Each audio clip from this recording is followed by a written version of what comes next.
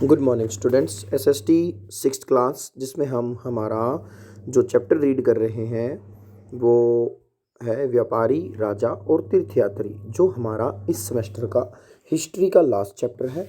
और आज हम इस चैप्टर की रीडिंग के साथ हमारा जो रीडिंग का सिलेबस है वो सारा कंप्लीट हो जाएगा। फिर इस चैप्टर के कुछ क्वेश्चन आंसर रह जाएंगे जो आपको कल प्रोवाइड करवाए जाएंगे, तो हमारा ये कंप्लीट हो जाएगा बेटा फिर वर्क।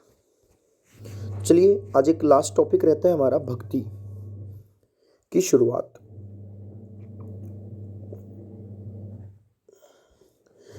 इन्हीं दिनों देवी देवताओं की पूजा का चलन भी शुरू हुआ। मतलब जिस दौर में बौद्ध धर्म का प्रसार हो रहा था, ठीक है, यही वो दौर था। तब हिंदू जो देवी देवताओं थे उनकी पूजाओं का चलन शुरू हुआ, मतलब पूजा पाठ करना शुरू किया लोगों ने। बाद में हिंदू धर्म की यह प्रमुख पहचान बन गई। फिर यही हमारी क्या बन गई, हिंदू धर्म की पहचान बन गई। ठीक है, इसमें शिव, विष्णु और दुर्गा जैसे देवी देवता शामिल हैं। इन देवी देवताओं की पूजा भक्ति परंपरा के माध्यम से की जाती थी। भक्ति उस समय काफी लोकप्रिय परंपरा बन गई थी। किसी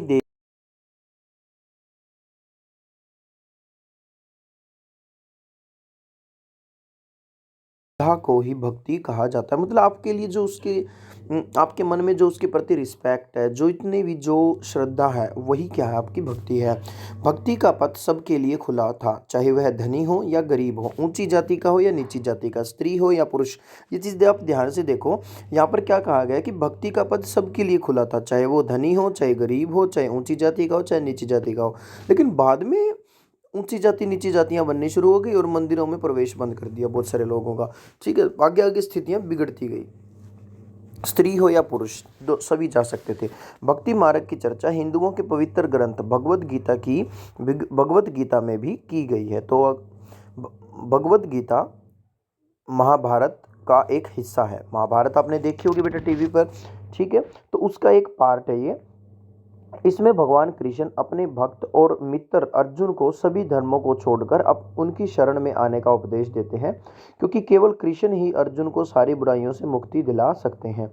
पूजा का यह रूप धीरे धीरे देश के विभिन्न भागों में फैलने लगा। मतलब जो ये भक्ति का मामला था, ये धीरे धीरे पूरे देश में फैलने लगा और सभी जगह ऐसा होने लगा। भक्ति मार्ग अपनाने वाले लोग आडंबर के साथ पूजा पाठ करने के बजाय ईश्वर के प्रति लगन और व्यक्तिगत पूजा पर जोर देते थे। अब देखो, जो भक्ति मार्ग अपनाते थे ना, वो ये कहते थे कि तुम आडंबर के साथ पूजा पाठ मत करो। मतलब ढोल नगाड़े, ठीक है, हवन वगैरह में इतने बहुत ज़्यादा हम जो पूजा पाठ करते हुए जो हम सामग्री वगैरह जो भी चीज़ें यूज करते हैं, वो इतना सब कुछ करने की कुछ ज़रूरत नहीं है। तुम सिर्फ भगवान में तुम्हारा ध्यान होना चाहिए और व्यक्तिगत पूजा करो। तुम लोगों को, इतने सारे लोगों को इकट्ठा करके तुम्हें पूजा पाठ करने की कोई ज़रूरत नहीं है। ठीक है, तो ये भक्ति मार्ग अपनाने वाले लोगों का कहना था। आगे, भक्ति मार्ग अपनाने वालों का यह मानना था कि अगर आप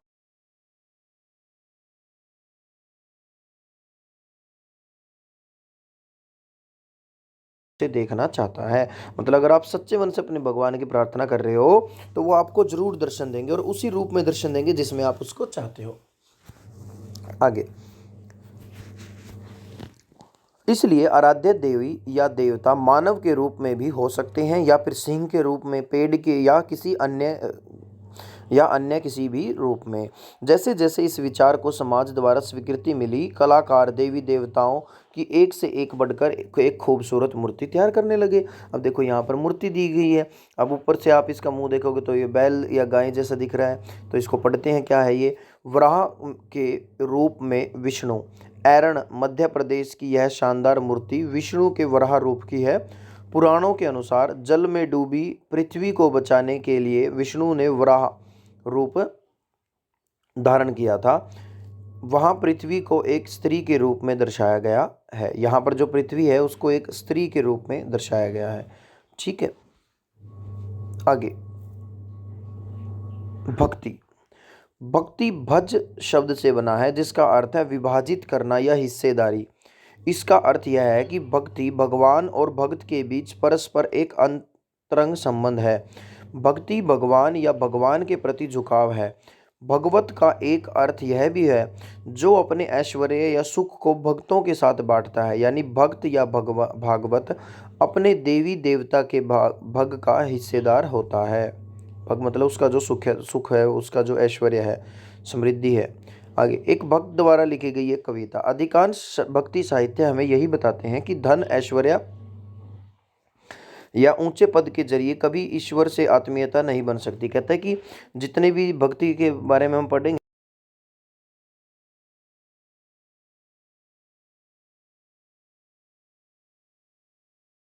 करीब 1400 साल पहले शिव भक्त अपार द्वारा तमिल में लिखी गई एक कविता का यह एक अंश है। अपार एक वेलाल था। देखिए, नष्ट होते अंगों वाला कुष्ठ रोगी, ब्राह्मणों की नज़र में निचली जाति का व्यक्ति, कूड़ा करकट बटोर कर अपनी जीविका चलाने वाला व्यक्ति, अगर ये लोग भी गंगा को अपनी जटाओं में छिपा लेने वाले शिव के दास बन जाएं तो मैं उनकी आराधना करूंगा, क्योंकि वे मेरे ईश्वर समान हैं। आगे देखिए, देवी देवताओं का विशेष सम्मान होता था, इसलिए विशेष जगहों पर ही इनकी मूर्तियों को रखा जाता था। इन स्थानों को मंदिर कहते हैं। मतलब जिन स्थानों पर देवी देवताओं की मूर्तियां रखी जाती है और उनकी पूजा अर्चना की जाती है, उसे मंदिर कहते हैं। अध्याय 11 में तुम इन मंदिरों के बारे में पढ़ोगे। भक्ति परंपरा ने चित्रकला, शिल्पकला और स्थापत्य कला के माध्यम से अभिव्यक्ति की प्रेरणा दी। तो बहुत सारे लोगों ने भाई मंदिर बनाए, मूर्तियां बनाने लगे लोग, उससे पता चलता था कि क्या क्या उनके भाव हैं। कोई चित्रकला करता था, ठीक है। तो ये सारे इन चीज़ों का भी विकास हुआ। हिंदू शब्द इंडिया शब्द की तरह ही सिंधु या इंडस से निकला है, ठीक है। मतलब हिंदू शब्द जो वो सिंधु से बना है। यह शब्द अरबों तथा ईरानियों द्वारा उन लोगों के लिए उपयोग किया जाता था जो सिंधु नदी के पूर्व में रहते थे।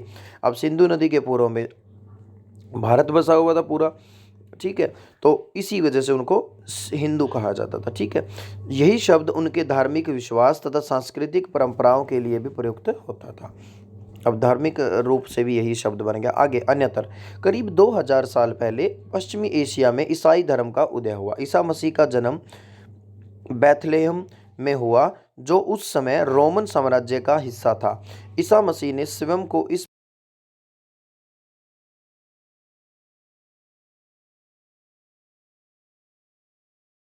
उपदेश दिया जिस तरह हर व्यक्ति दूसरों से प्यार और विश्वास की उम्मीद करता है। बाइबल में ईसा मसीह के उपदेश की बातें लिखी हैं। तो ईसा मसीह की बातें किस में लिखी हुई हैं? बाइबल में लिखी हुई हैं, ठीक है। और श्री कृष्ण के उपदेश किस में लिखे हुए हैं? गीता के अंदर, भगवत गीता के अंदर। आगे, धन्य है वे लोग, उनका एक कुछ यहाँ पर अंश दे रखा है। धन्य है वे लोग जो धर्म और न्याय के लिए भूखे प्यासे रहते हैं, उनकी कामनाएं पूरी होंगी। जो दयालु हैं वे धन्य हैं, क्योंकि उन्हें दया मिलेगी। धन्य है वो जो दिल से पवित्र हैं, क्योंकि वे ईश्वर के दर्शन कर सकेंगे। धन्य है वो जो शांति स्थापित करते हैं, वही ईश्वर की संतान कहलाएंगे। ईसा मसीह के उपदेश साधारण लोगों को बहुत पसंद आए और धीरे धीरे पश्चिमी एशिया, अफ्रीका तथा यूरोप में फैल गए। ईसा मसीह की मृत्यु के 100 साल के अंदर ही भारतीय उपमहाद्वीप के पश्चिमी तट पर पहले ईसाई धर्म प्रचारक पश्चिमी एशिया से आए। आगे, केरल के ईसाइयों को सीरियाई ईसाई कहा जाता है, क्योंकि संभवतः वे पश्चिम एशिया से आए थे। वे विश्व के सबसे पुराने ईसाइयों में से एक हैं। तो ये था बेटा हमारा चैप्टर। इसके बाद है निम्नलिखित के उपयुक्त जोड़े बनाइए और बाकी हमारे क्वेश्चन आंसर हैं। कुछ आपको पहले करवा दिए गए हैं, कुछ पेंडिंग है, तो वो अब आज आपको वो करने हैं। Thank you, have a good day.